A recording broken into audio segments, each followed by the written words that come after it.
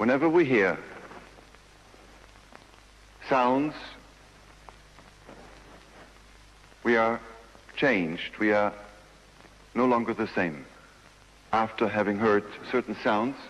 And this is the more the case when we hear organized sounds, organized by another human being, music.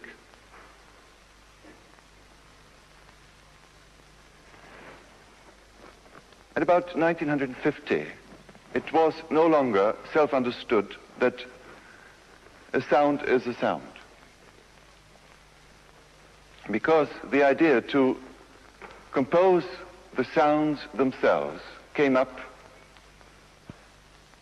as a result, we might say, of the historical development, the school of Vienna, of the Viennese composers, had reduced the musical objects, the themes, the motives, to entities of only two sounds, intervals.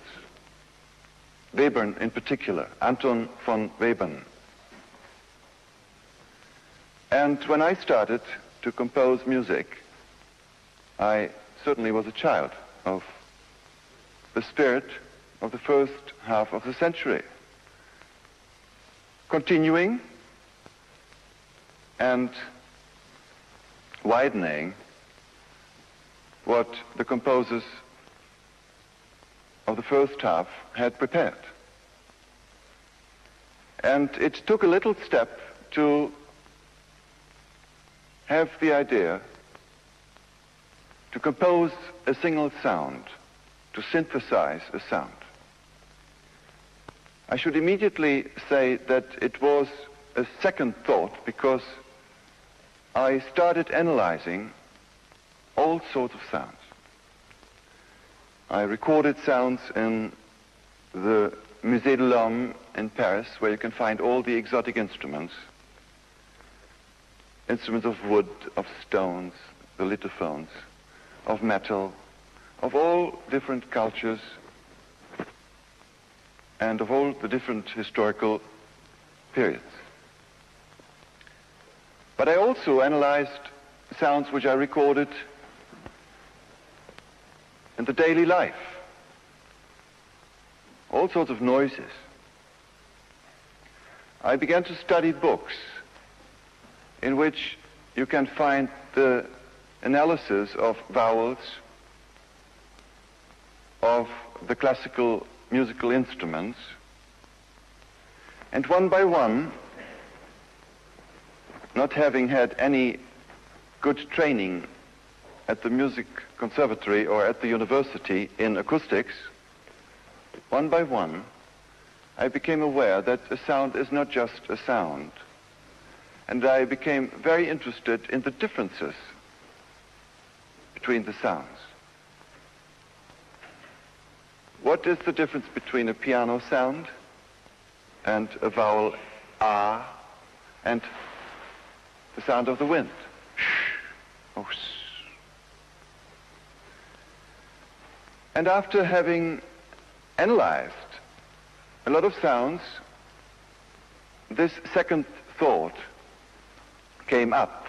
It was always implied, if I can analyze sounds which exist already, which I can record, why can I not try to synthesize sound in order to find new sounds, if possible?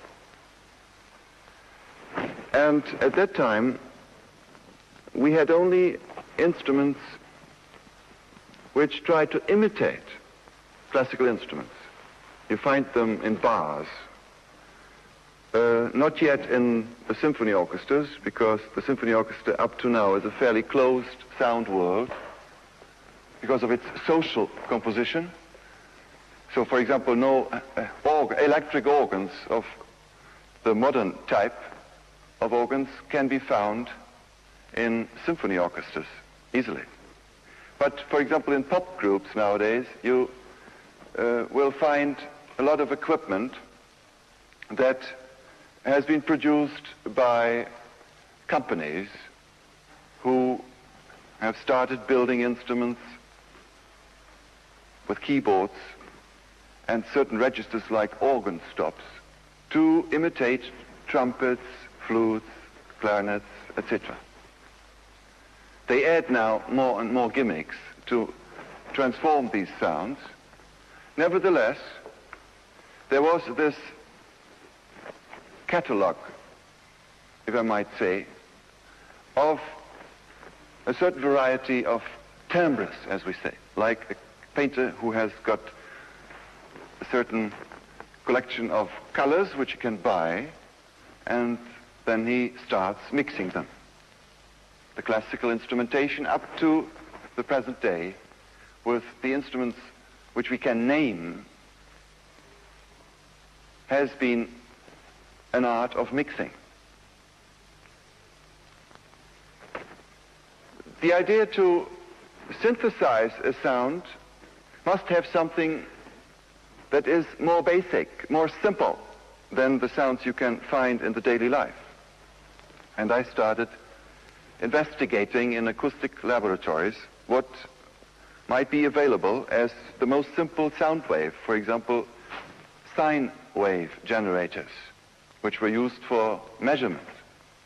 And I started very primitively to synthesize individual sounds by superimposing sine waves in harmonic spectrums in order to make etc., all the vowels. And then I found one by one generators which produce what we call the white noise, comparable to the white color, and which you can filter with electric filter in order to produce colored noise, like etc. And when I make just, then it comes very close to certain water noises. There you are.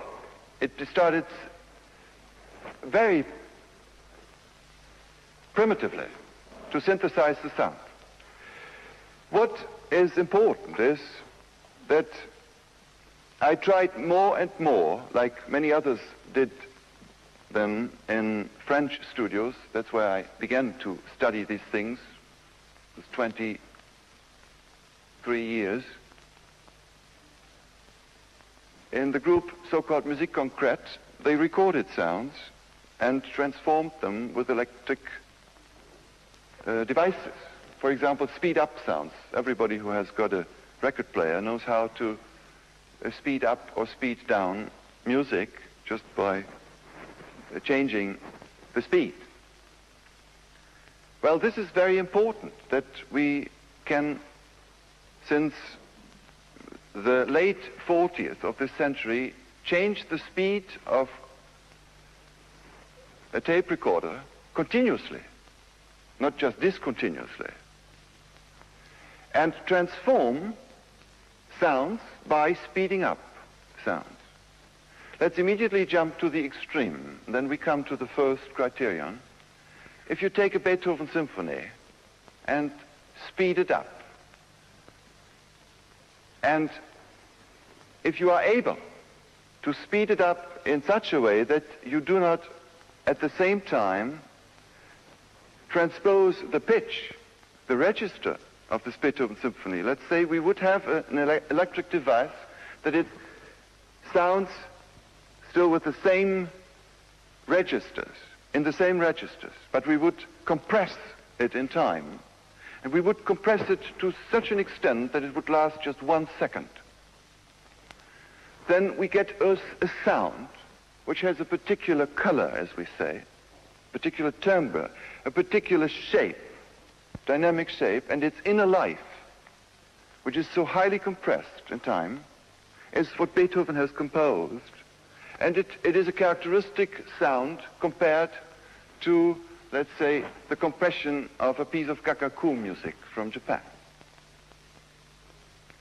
On the other hand, if we take any given sound and spread it out, expand it in time to such an extent that it would last 20 minutes, a sound which lasted, when we recorded it, for 1 second or 2 seconds, then we will have a musical piece.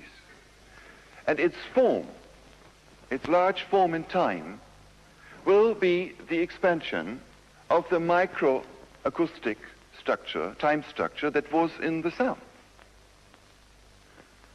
There we are.